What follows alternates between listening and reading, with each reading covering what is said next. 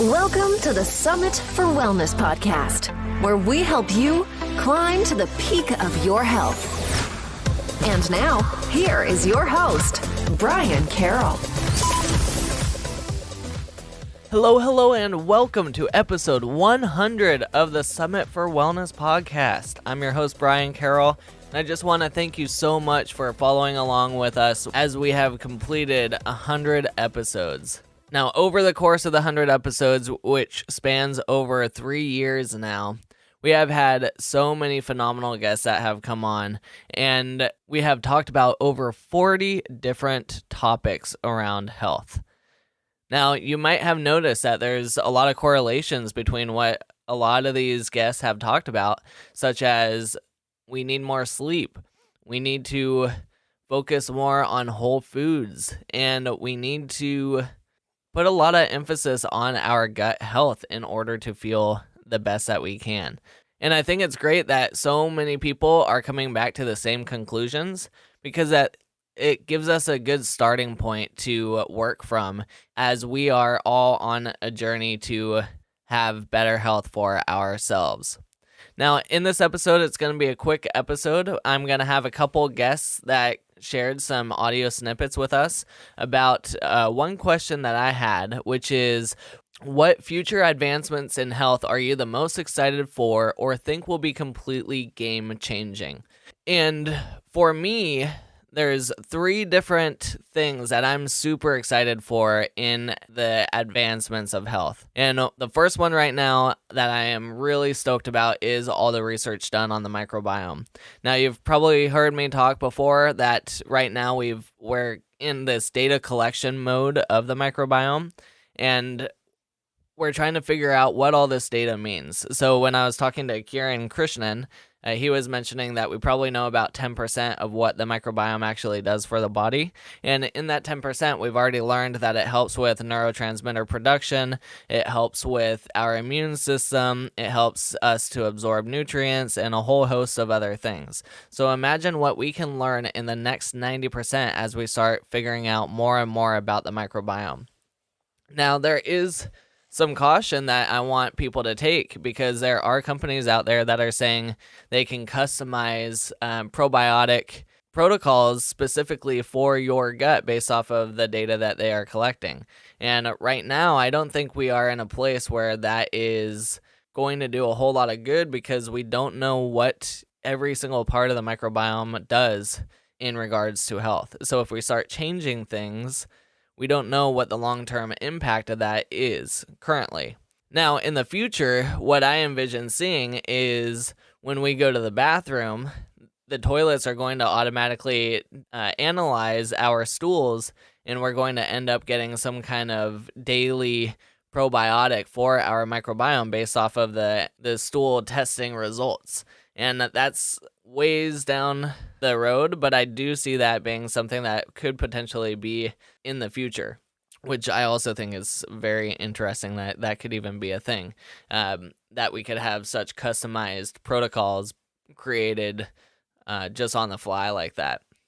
Now, the other area of health that I'm really interested in is stem cells, because we're seeing such good results with it right now, and we're seeing that there's a lot of potential for regeneration while using stem cells, that I think once we start to really solidify the practice of utilizing stem cells for regeneration, we're going to have a whole new host of options that we can use them for.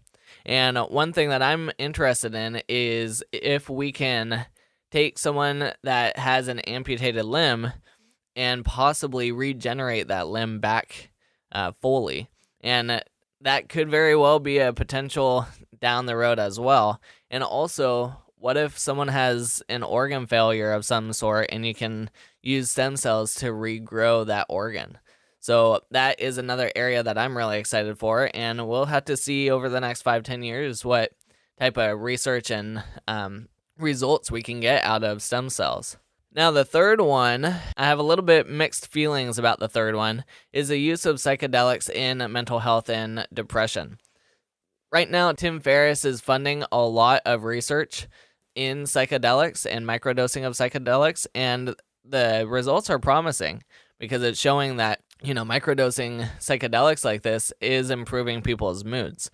And if you ever look at the populations that use heavy doses of psychedelics, you will see that they get these huge spikes of endorphins and serotonin release, but then they get these huge drops. So they go through these big swings of, being the happiest of their life to the lowest of lows.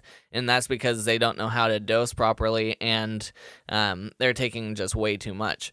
So the microdosing is in such minute doses that it doesn't change much in your body, but you start to feel a little bit better, which is really neat, especially for people battling depression. The problem that I see is we're trying to find a band-aid to something that we're not looking for the root cause. So someone battling mental health and depression, we're trying to figure out another way to give them that serotonin release to feel good in life. And we're not looking at the underlying reasons for why they feel that way in the first place. So I think psychedelics and microdosing could be a really good thing for the future, but I think practitioners still need to be looking at the underlying causes and working with both of those at the same time. And then you're going to get absolutely amazing results with that. So those are my 3 big future advancements that I'm looking forward to hearing more about. And over the next 5 to 10 years, I'm super excited to see what will happen. So my guests that came on, we have Cynthia Thurlow, Dr. Robert Silverman, Dr. Ken Brown, and Lenny Parracino. They all shared a little snippet with us about what they think the future advancements in health are going to look like. So let's go hear a little bit from them. Hey, Brian, I wanted to touch base about some of the innovations that I feel are really going to be critical moving forward into 2020, new decade, new way of thinking. First and foremost is cold therapy. I think the research is coming out with Wim Hof is really fascinating, kind of tapping into that parasympathetic side of our bodies, really engaging that non-sympathetic dominant side to tap into those health benefits, lowering our heart rate, really being mindful, recognizing that mind over body is really critical. I also think, getting back to basics, I'm seeing more and more people that are wanting to cook from home. They're wanting to understand more ancestral approaches to health and wellness, really looking at the concept of fasting and feasting, meaning we're not snacking, we're not eating mini meals. We're really focused on consuming 2 or maybe 1 large meal a day and then doing prolonged fasts. Biohacking is certainly something that's becoming really interesting. Again, looking at that combination between brain and body, looking at meditation, using products like Muse, really looking at ketone esters, things that can really benefit our brains as well as our bodies, really innately tapping into resources that are available to us, but we have gotten so disconnected from in our hurried, over-harried lives and existences.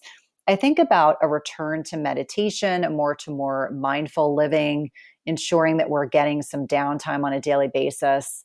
And then lastly, a more westernized approach that I think is really going to change a lot of lives. Certainly having a child with food allergies, the whole concept of peanut immunotherapy, and the fact that it's becoming more common to be seeing this in non-research-based institutions as well as non-research-based physicians is really encouraging. Having a child with life-threatening food allergies, for me personally, knowing that there is a type of therapy that we can utilize with him so that it helps build up his own body's immunity to an allergen that could potentially kill him. So those are kind of my 5 or 6 top things that I'm seeing are really becoming much more important. I think they will come to the forefront, but most exciting of which is the peanut immunotherapy as well as the Wim Hof stuff. If you're not following him, you definitely should be. What's up, Brian? Congratulations on your 100th episode. Super excited to have done your podcast and notice that you're gaining all this traction. I'm really proud of you, and people like you are changing the health landscape. Your question is, what future advancements in health are you most excited for? So I spend a lot of time reading all different kinds of articles related to gut and brain. And so what I'm so excited about is that now scientists are starting to talk more about the xenobiotic relationship with the microbiome, meaning the foods and supplements that you take in and what your microbiome can do with it. So there's all different kinds of research that's coming out right now, but essentially the biggest advancement is if we feed our microbiome what it needs so that it can be diversified. The more diverse your microbiome is, the better chance you are of having overall health. Just a couple articles that come to mind when I'm sitting here thinking about this is an article I just came across this month called Dietary Products as Epigenetic Modifiers in Aging. What that means is when you take in supplements and diet, your microbiome will metabolize it into anti-aging molecules through an epigenetic phenomenon, meaning that we change our own genetics positively or negatively based on what we feed our microbiome. And a disease state that I'm very passionate about is dementia. What's the point of living a healthy, fruitful life when your health span is diminished? And what I mean by that is you may live to 100, but if you don't know that you're here, your health span is now gone. Or you may understand where you're at, but your physical body will not keep up. So your health span has been diminished. Well, scientists are now looking at how dietary flavonoids and the risk of Alzheimer's. So what I'm most excited about is that science is moving in the direction of the microbiome and how having a diverse microbiome and feeding it the right things produces what is now called postbiotics, which is the xenobiotic conversion, so that these postbiotics break down the foods and supplements that we take in and produce either positive or negative effects. If we can figure this out, we can fix the gut-brain axis and prevent brain diseases like dementia, possibly Alzheimer's, in addition to affecting the autoimmune process. So the advancement that I'm most excited about is our expanding knowledge on the microbiome, the diversity of it, and how the supplements and foods that we take in result in positive effects, not just on a one-to-one level, but on an epigenetic, meaning that you can change your genes. Just because your mom had dementia doesn't mean that you have to have dementia. You can affect that. So there's my little golden nugget drop where I'm hoping that as this science continues to progress, we'll just continue to compound it, and looking at things like the Summit for Wellness, where you're out there explaining this to people. I commend you for this. I want to thank you, and congratulations on your 100th episode. Dr. Ken Brown here. I forgot what episode I was on, but go check it out. Future advancements in health that I'm most excited about is in the realm of understanding human movement. We now understand, and science is clear on the dynamical systems approach as opposed to a topographic or an isolated approach, that movement can only be understood in context, which should be a unifying principle for all professionals, that we must focus on individuality. I mean, it's so easy to explain that we all have different fingerprints. You know, if you go into a cadaver lab, you see, yes, we all have femurs, we all have a pelvis, but we're all very, very different. As much as there is a commonality to the human organism, there's so many differences, and that's what makes each person special. So that, to me, is the most exciting. We're starting to realize that many of us learned about hamstrings and hip flexors and the chest muscle through textbooks that were very isolated. The textbooks are more about art, geography, not the reality. So me being a hyper-realist and appreciating the dynamic systems approach and the fact that we have to be contextual is very, very exciting, because now we can work with people and help people individually, as opposed to just imposing that this is what's going on with them. I mean, the big thing that I would share with people, whether it be professionals listening to this and or the average person that, appreciates that we got to get out there and move for health, is ask yourself the next time you work with someone or read a book or listen to somebody, are they imposing on you or are they exposing who you are and how to encourage and improve upon your health through movement? The four things that I would focus on with people or get people to focus on because they're authentic and they're real is movement, like I just mentioned, rest, nourishment, and then, of course, the behavioralisms, being in a positive mind, understanding, for example, what pain is. It doesn't necessarily mean there's damage. Today in neuroscience, it has been proven that we can't correlate the degree of damage with the pain. It must be differentially diagnosed, and there are many factors need to be considered before we go along that lines. But in today's society, oftentimes we don't get enough time with the practitioner and things are imposed as opposed to exposed.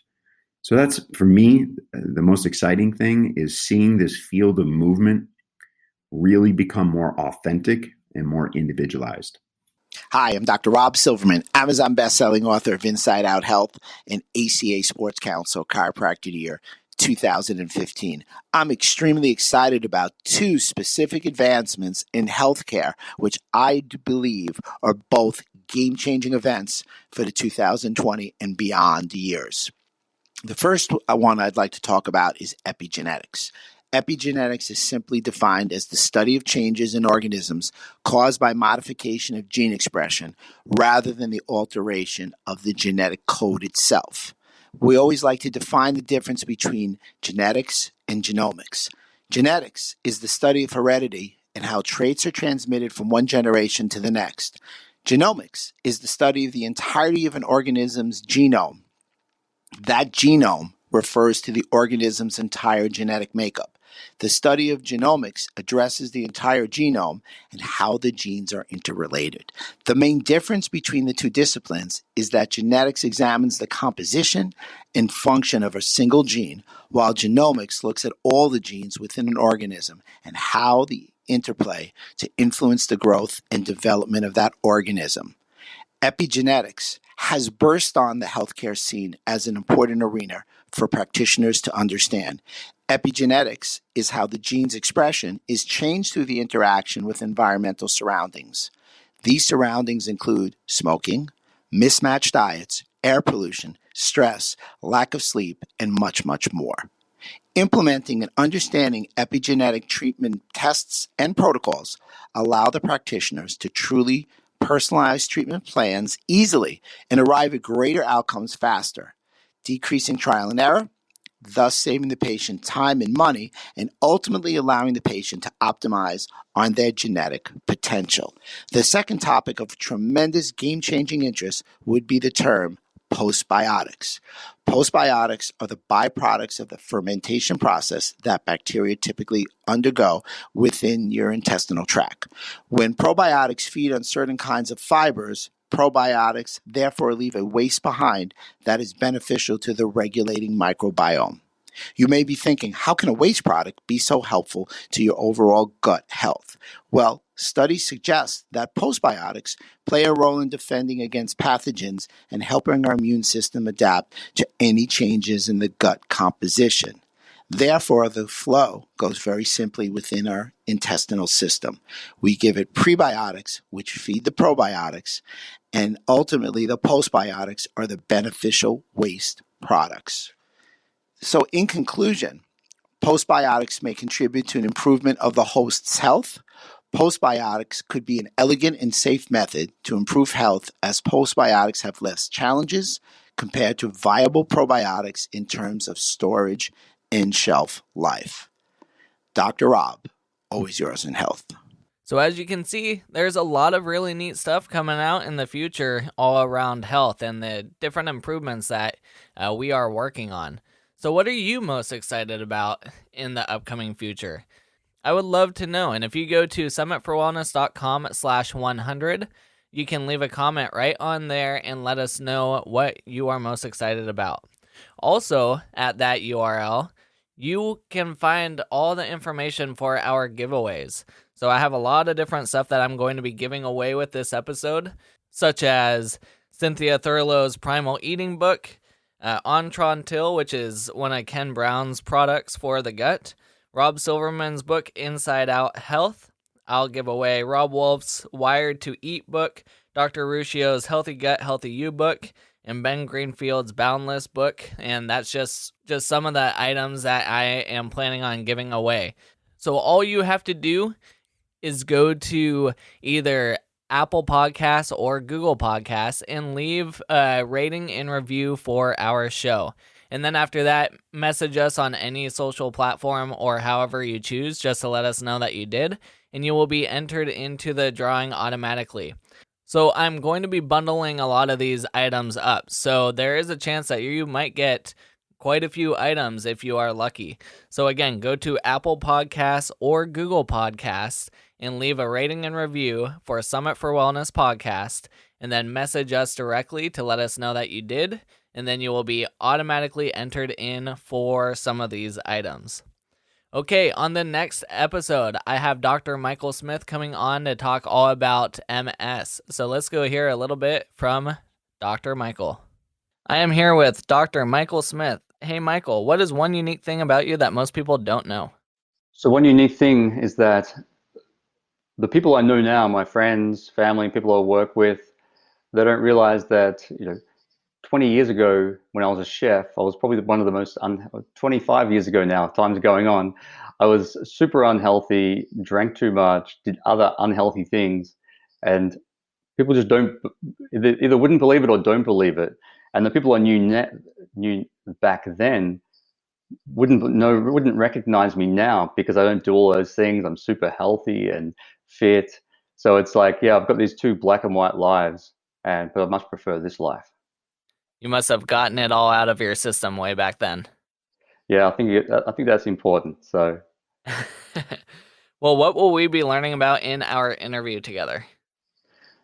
We're going to learn how the Walls protocol can help people with MS symptoms, or it can actually help people with any type of autoimmune condition, chronic health issue.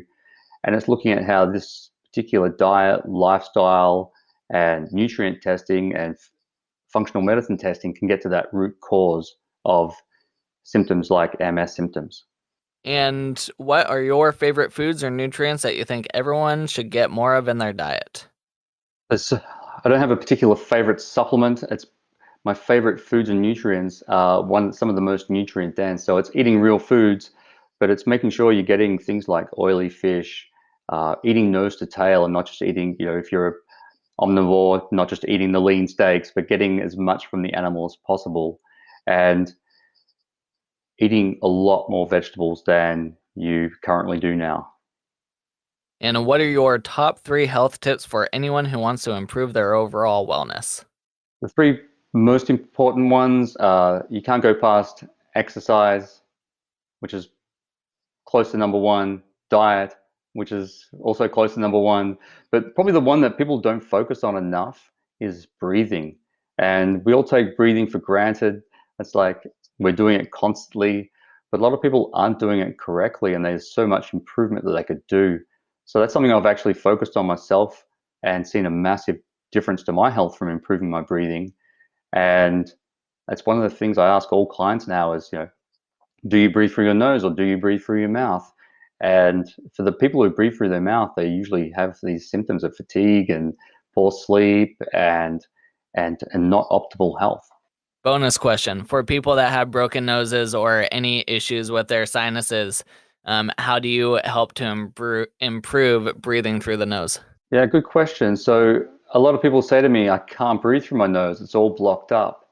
But there's a particular breathing technique called the Buteyko breathing that if people start to implement that, they'll find that can overcome any blocked noses, that they can learn to breathe properly again. It takes work, but and that's how actually I improve my breathing, is this Buteyko breathing technique. And over 6 weeks, I went from, I was never a mouth breather, but when I exercised, I breathed through my mouth. But I switched to totally breathing through my nose and improved my exercise performance, my running, and my other activities. And I've seen clients who, that same question, they can then sleep through the night and breathe through their nose because they've changed the way they breathe all the time.